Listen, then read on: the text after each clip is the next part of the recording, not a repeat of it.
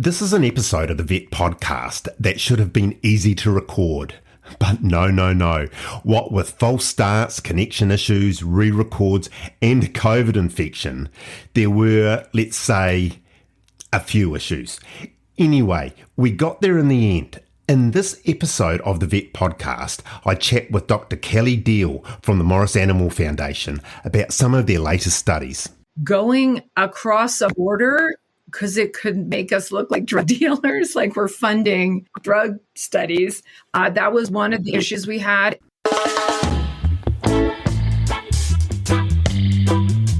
I am veterinarian Brian Greger, and you are listening to the Vet Podcast. Kelly, how are you? Go. I'm doing great, Brian. Thanks for having me on again.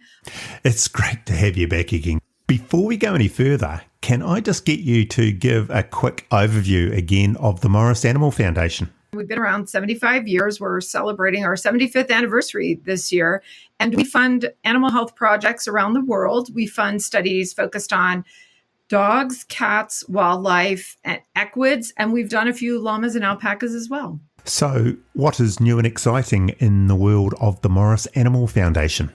We have a couple interesting projects, some of which are a little different for us. We're actually finally dipping our toe in the CBD waters, as it were. As you can imagine, the funding landscape has been a little weird for us because of sort of the spotty approval, right, in the United States about marijuana and CBD products. But we're actually funding a new study at the University of Saskatchewan. And they're looking at CBD in dogs who are post-operative TPLO surgery. So we've got a lot of acronyms in here at the moment. Kelly, CBD, TPLO. Okay, so TPLO is tibial plateau leveling osteotomy that is used for dogs who have ruptured cranial cruciate ligaments and typically done, obviously, in large breed dogs. CBD is cannabidiol, which is the non-psychoactive component of marijuana and has been purported to have, anti-inflammatory effects, pain modification effects. It's also been used to control epilepsy in dogs and people. And there's some studies that support its use. There's one out of Colorado State University that is quite compelling. But the problem that we are facing, at least in the United States, is really having a good control trial of CBD. There's a lot of anecdotal information out there. There's just not a lot of really hard data on its use in this particular case for pain management. So can you talk us through what they are doing? So these are dogs that are getting sort of a standard pain, post-op pain regime, but they're adding in CBD oil. It's a double-blinded study, so it's awesome, right? The owners are blinded as to whether their dog's getting placebo or CBD, as are the veterinarians at the hospital, the veterinary school, who are reevaluating these patients. And they're coming in 2 weeks after their surgery, but they're having a little bit longer follow-up as well. And what the group there is trying really hard to get at is some kind of objective measure, right, of CBD's efficacy. The group's done quite a bit of work on looking at the pharmacokinetics. So they've done work in beagles on the pharmacokinetics. So they feel good about the dosing. And they're also got a good source where they know that this stuff is pure, right? If it says a certain milligram amount, that they know it is correct. And they're very, very interested in this. CBD oil, I don't know what it costs there in New Zealand, but it can be really pricey here in the United States and in Canada. And of course, TPLO is usually a big dog surgery, right? So it can run into quite a bit of money. And so there's a financial aspect to this study as well, which is if people are going to use this, you really want to know if it's going to work in this particular situation or not. So why was the TPLO surgery chosen then ahead of other surgeries? The team that chose it, I think partly was because it's a surgery, to be frank, they do a lot at University of Saskatchewan. So they see a number of cases and they knew they could probably recruit adequate numbers. It's also a surgery that has a fairly standard post-operative pain regime that they already follow. So that's kind of set. So it's not really up to there's some clinician variation, but they were able to get the clinicians to agree to that. And also it's a surgery that's really associated with quite a bit of discomfort after surgery. And I think those were the main driving factors behind that. It's a good question. There are a number of other surgeries, I think, that could be tested, but I think that orthopedic also lends itself because it's a fairly standard protocol in how the surgery is conducted. How far through the trial are they? They haven't recruited halfway yet. They're about 4 months into it. However, they're doing quite well and would expect to complete enrollment by the fall and get everybody through by the beginning of next year. So we're hopeful within the next year or so, we'll have a publication out on this study. You have alluded to it already, Kelly. I think the term you used was patchy, that the registration of CBD for veterinary use in the United States is patchy. Does studies like this help with getting some sort of a uniform registration for CBD, particularly in the United States? Yeah, I'm hopeful that it will push the needle. The reality is the needle is being pushed here through lots of folks who are now legalizing marijuana in their states. The other thing that got tricky, to be honest, with this particular project, it's been 2 years in the making. And some of it had to do with our funding going across a border because it could make us look like drug dealers, like we're funding, right, drug studies. That was one of the issues we had. And it was lucky we were able to do Canada because those products are now legal all over Canada. So they were able to order it and get it in. But a few years ago, we had abandoned a study that was going to be conducted out of Auburn University. If people have heard of Dawn Merton-Booth, she's a really famous pharmacologist, has been around for a long time. And Dawn wanted to do a CBD study at Auburn, which is in Alabama, but wanted to get her medication from a compounding pharmacy in Texas and get funding from Morris Animal Foundation in Colorado. And we could not get through the red tape on it. We just could not. It looked again like we were drug dealing and drugs were crossing borders and state borders. I'm hoping that a study like this will really help demonstrate, especially if it's successful in demonstrating efficacy, will be a powerful argument to maybe ease up restrictions in the United States. It'll be interesting to see what comes out of the study. What else have you got on the books, Kelly?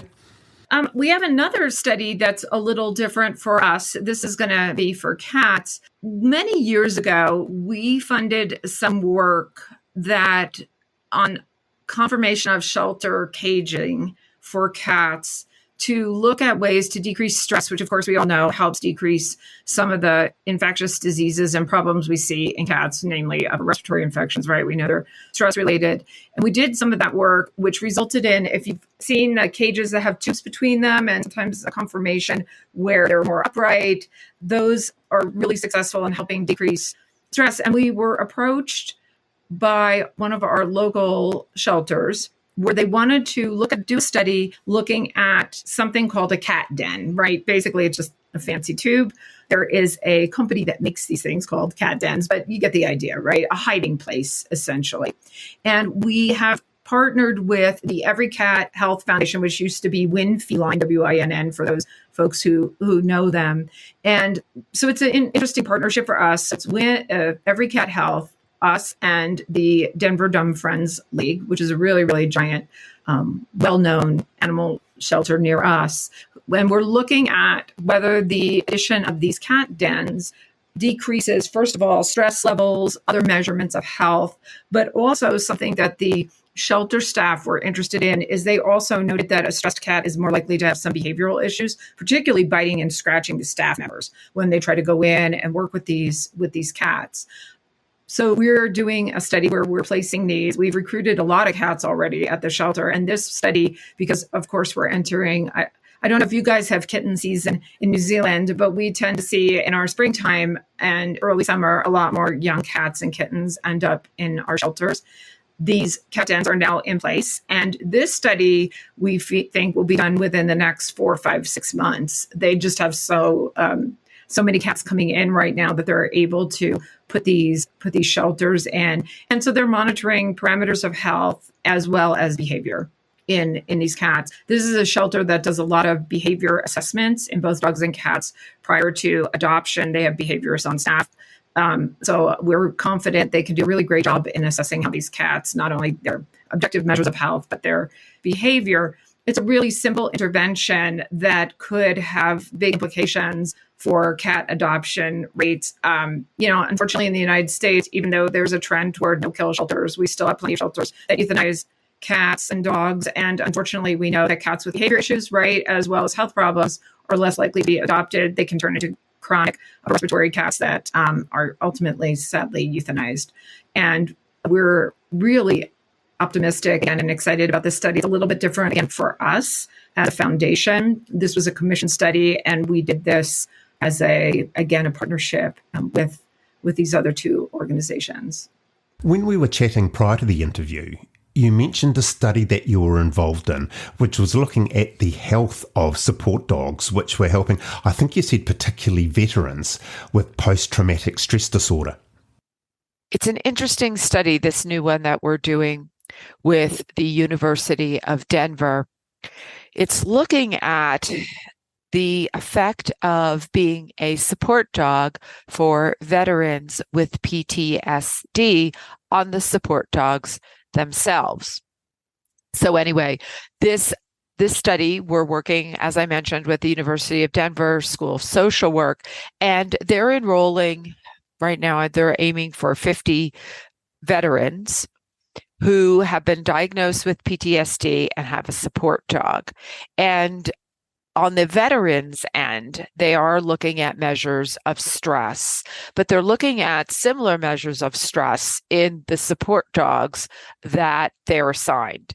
And Morris Animal Foundation is funding that end of the study, which is 250,000 American dollars, so not trivial. And they'll be looking at a variety of measures, including some proteomic work, which is different for veterinary medicine. They're working with a company out of Boulder.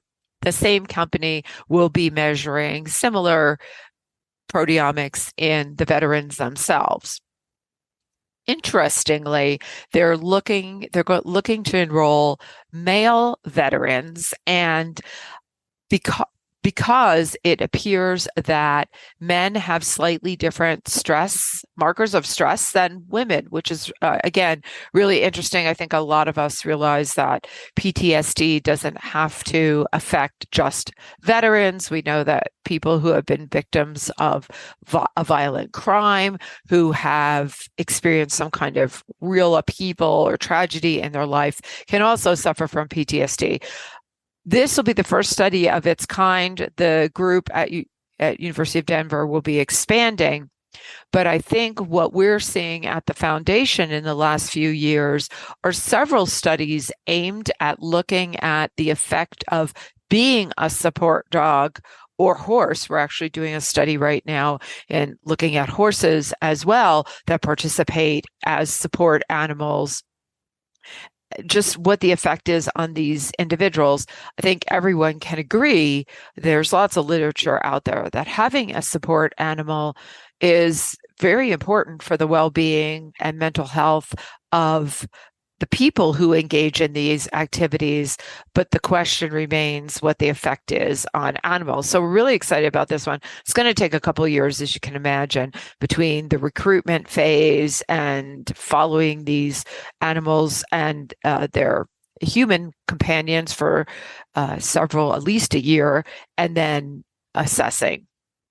So we're very excited about that one. And again, it's a little different from Morris Animal Foundation. Can you give us a sneak preview of any studies that you've got on the horizon? So some of our new studies that we're very excited about, in particular, that I want to address, are surrounding haemangiosarcoma. I think folks listening know that this is a very serious cancer of dogs. It is particularly devastating.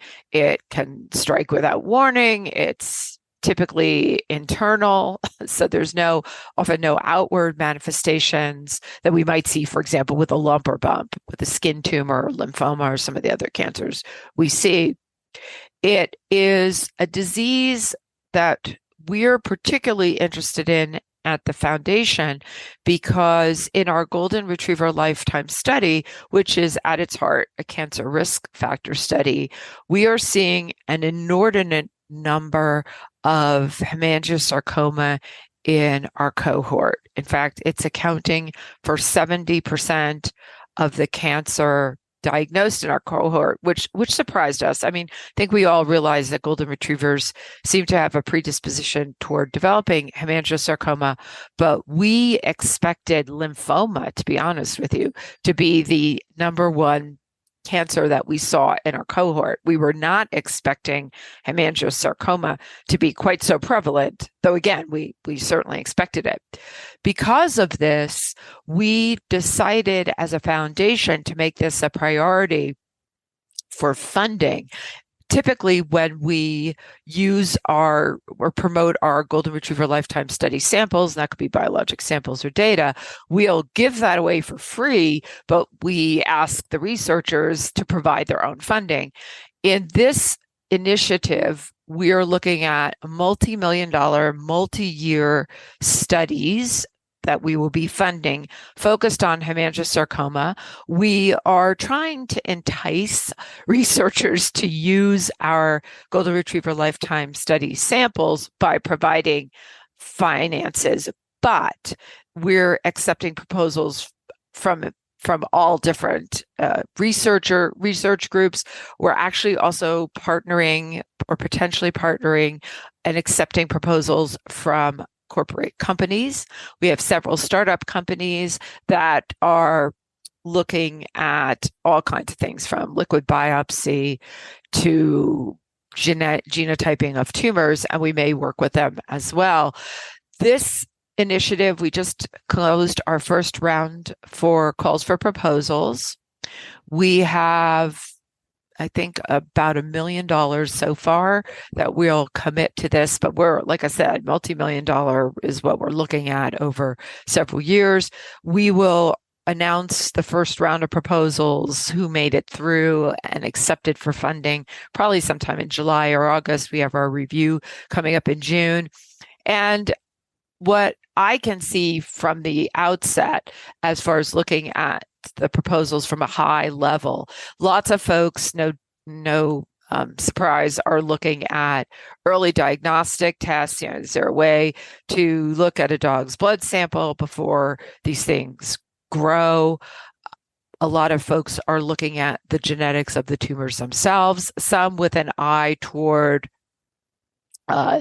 pairing, for example, if you have a genetic signature in your tumor, what chemotherapy might be optimal. We have folks, again, looking at the genetics of the dogs that get haemangiosarcoma. Are there any markers that could be tested for ahead of time that would maybe point to a dog at risk? Anyway, this is a big, big effort for us right now, as you can imagine, and it'll be a push for the foundation for the next few years. If people are interested in your studies, or perhaps even are looking for funding for a project that they've got, how do they find you? You can go to our website, which is a really long word, morrisanimalfoundation.org. We have a list of just laundry lists of all the studies that we've got going. If there are people listening who are interested in our grants, we have a grants page now that's just really great. And it has a big calendar on what's coming up, what we'll be looking for, has the granting criteria. We fund globally and have had funded before in New Zealand, so it doesn't exclude folks who are there from applying for any of our funding.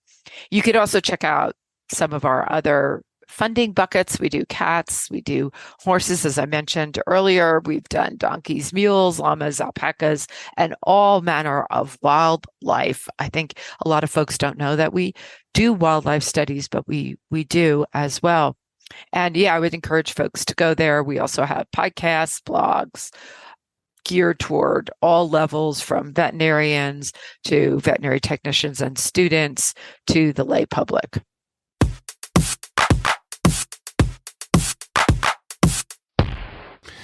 We will catch up with Kelly a little bit later to find out more about particularly the haemangiosarcoma study. Now, if you missed that website, it is morrisanimalfoundation.org, and search for the Morris Animal Foundation's podcast, which is called Fresh Scoop, wherever you get your podcast from.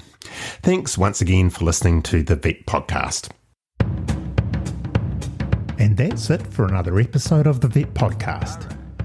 All of our links are in one place at beacons.ai/vetpodcast. That is beacons.ai/vetpodcast. On behalf of me, Brian Gregor, and everybody else involved in the making of this podcast, thanks for listening, and we'll catch you again soon.